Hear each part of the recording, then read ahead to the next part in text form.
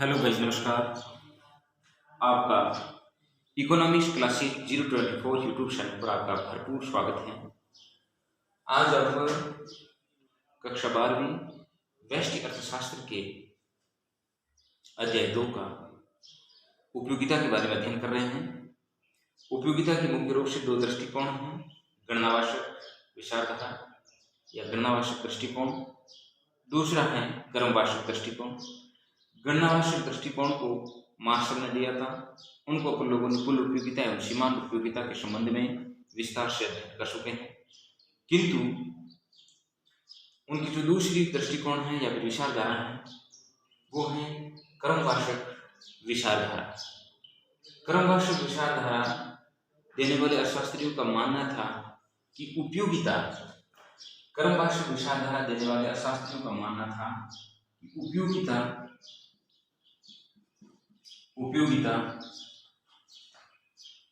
मनोवैज्ञानिक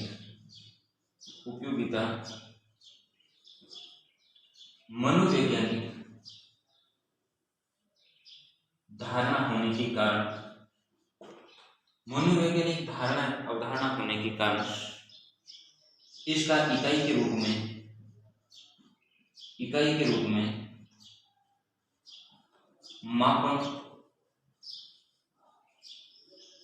संभव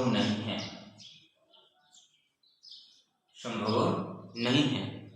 इस कारण प्रोफेसर मार्शल के द्वारा उपयोगिता के मापन की जो गणनावाचक विचारधारा थी उसका खंडन किया और नवी विचारधारा दी, कर्मवाचक विचारधारा।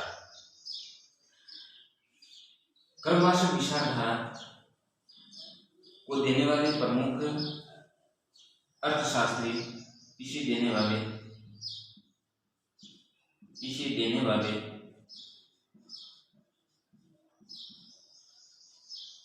अर्थशास्त्री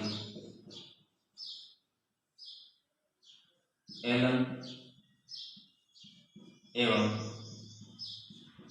हिक्स व पिगु है।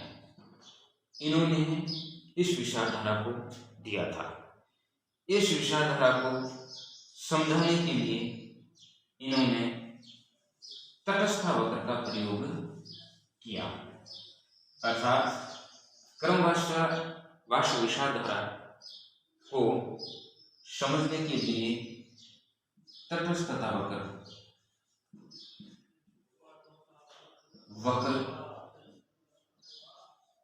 का प्रयोग किया। तटस्थ वक्र के अन्य नाम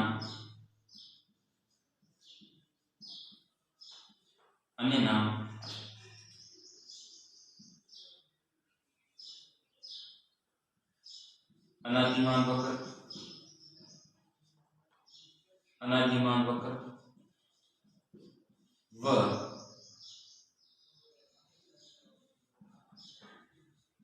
उदासीन वक्र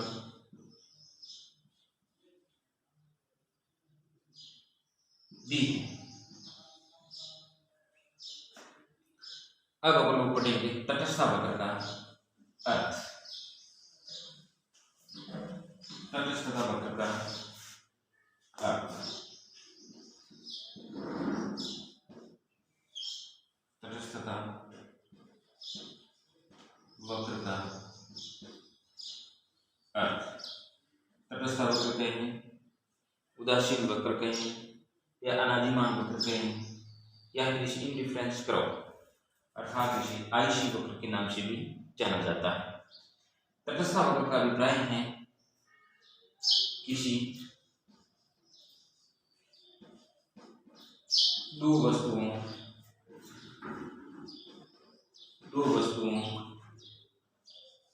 के उन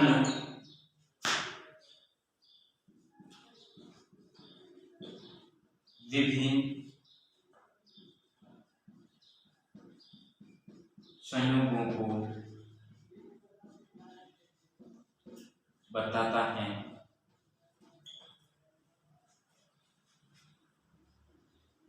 जिस पर उपभोक्ता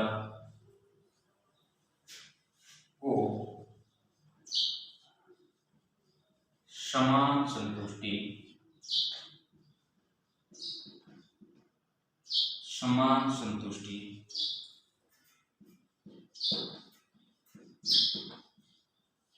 समान संतुष्टि प्राप्त होती है। कहने का मतलब ये हुआ कि तटस्थ वक्र दो वस्तुओं के उन विभिन्न संयोग को बताएगा जिस पर उपभोक्ता को प्रत्येक बिंदु पर से किसी बिंदु पर रहे उस प्रत्येक बिंदु पर उसको समान संतुष्टि प्राप्त होगी। तटस्थ वक्र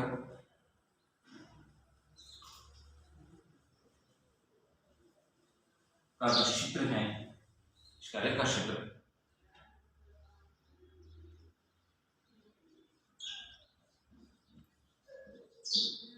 तटस्थता वक्र का क्षेत्र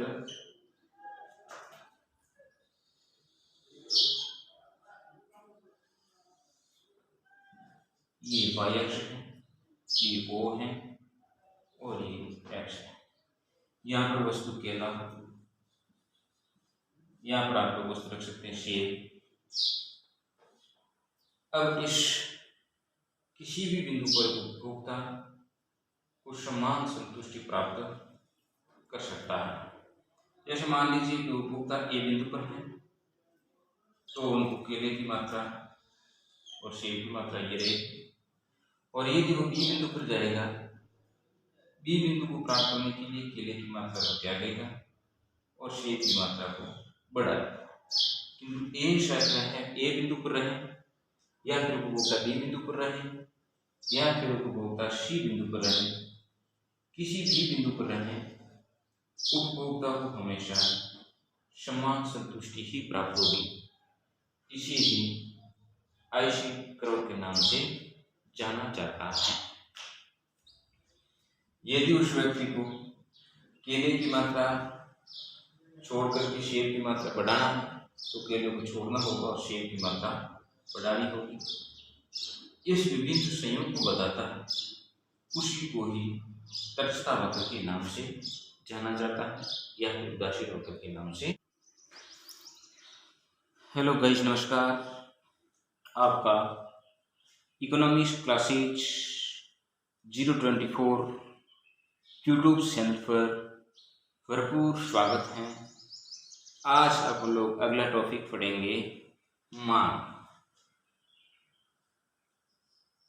अगला आपका टॉपिक होगा मांग। मांग किसे कहते हैं?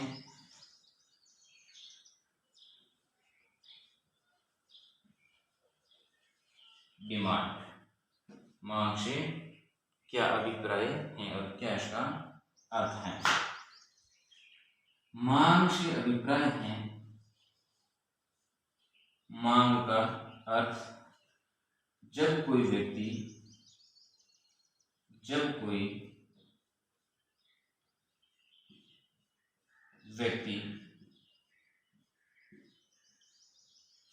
निश्चित समय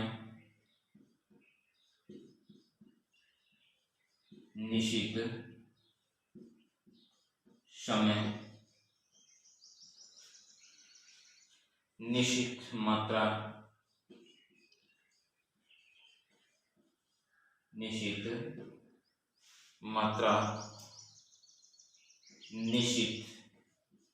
कीमत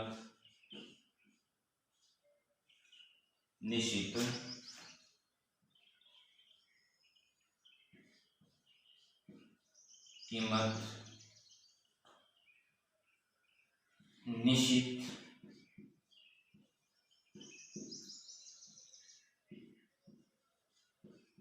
स्थान पर निश्चित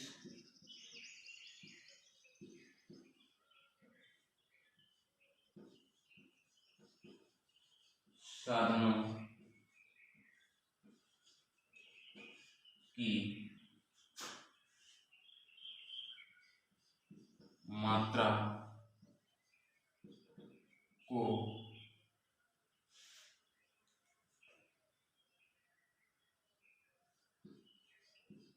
त्यागने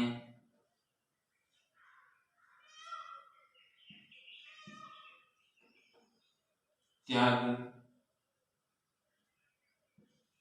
कर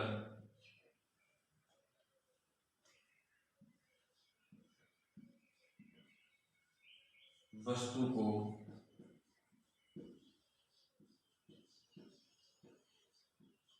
खरीदने के लिए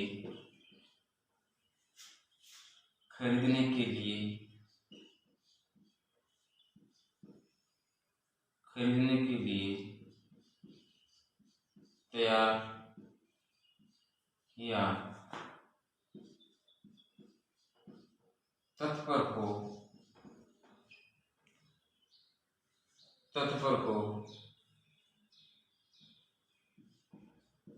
उसे वस्तु की मांग कहते हैं। वस्तु की मांग कहते हैं।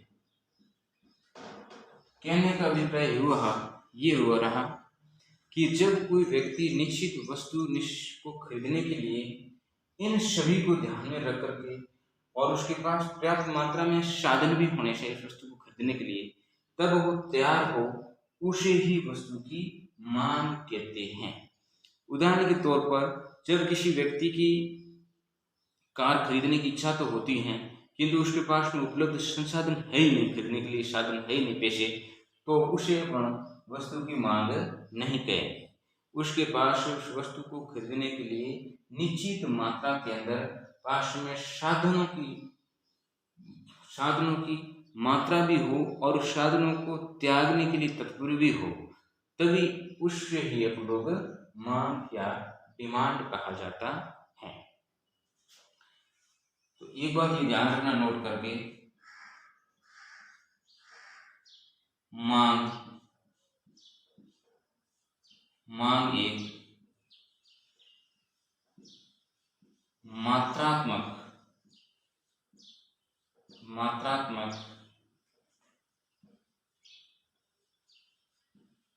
अवधारणा है।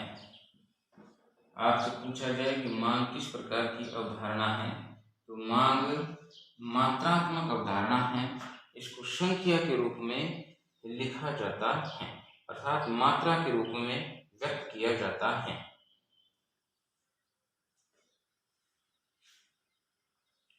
एक बात ये भी ध्यान रखना, मांग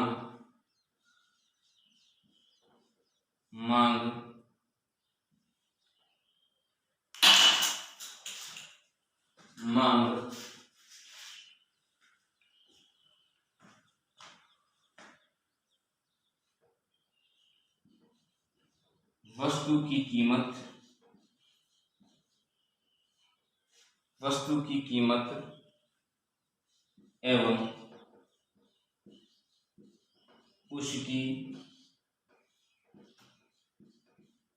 मांगी गई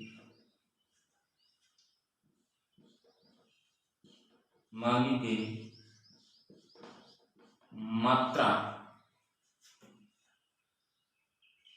के मध्य संबंध को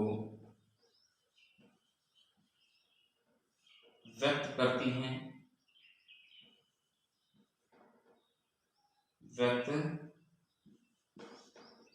हैं या बताती हैं। इस बात का भी आप ध्यान रखना। आगे हैं मांग के तत्व। मांग के कुल कितने तत्व हैं? मांग के तत्व,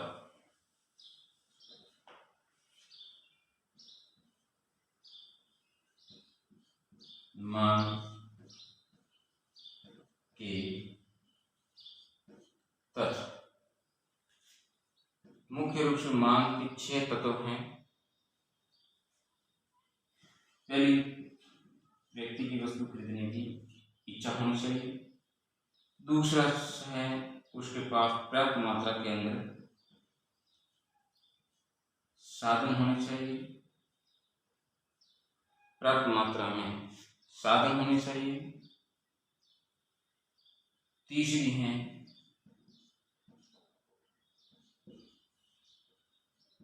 साधनों को त्यागने की तत्परता।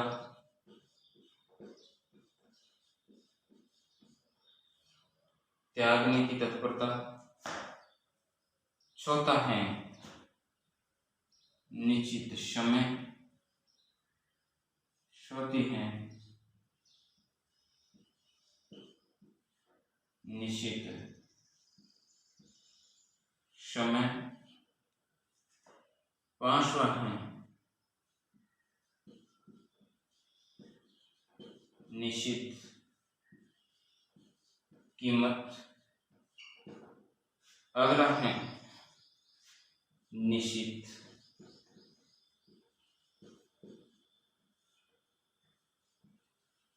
स्थान।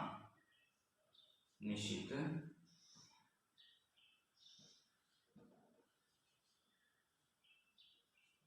स्थान पोस्टर में कह सकते हैं लोग बाजार। ये मांग के प्रमुख 6 तत्व हैं।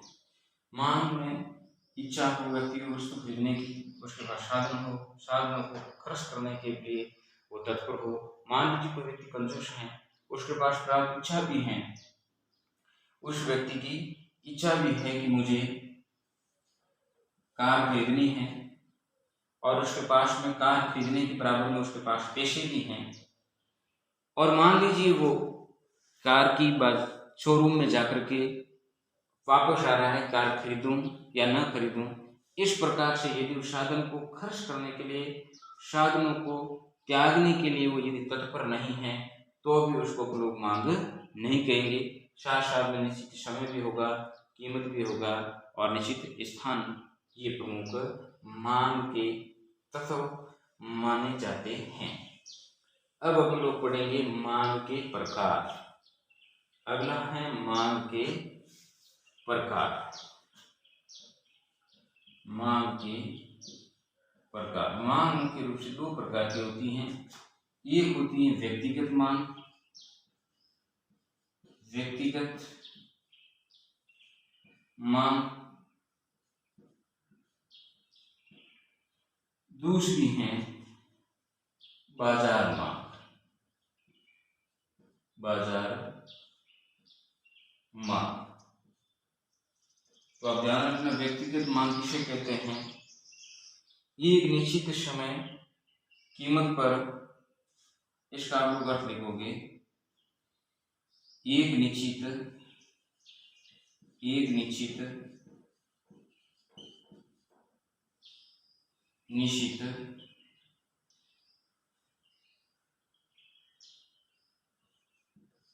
समय एवं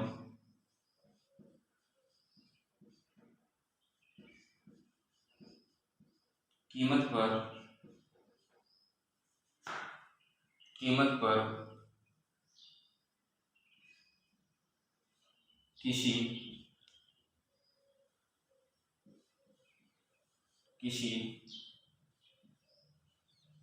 एक व्यक्ति द्वारा, किसी एक व्यक्ति के द्वारा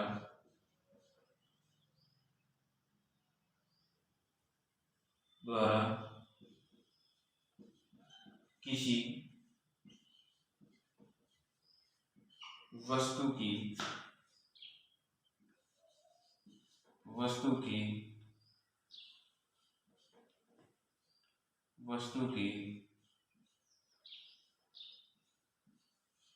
मांगी गई मात्रा को व्यक्तिगत मांग कहते हैं। मांगी गई मात्रा को व्यक्तिगत मांग कहते हैं। बाजार मांग व्यक्तिगत मांग का योग, व्यक्तिगत मांग का योग बाजार मांग कहलाता है। इसका ताल्लुक ऐसे भी लिख सकते हो, व्यक्तिगत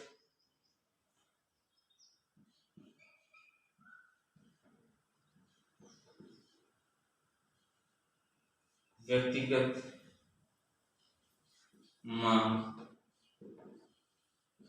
का योग बाजार मांग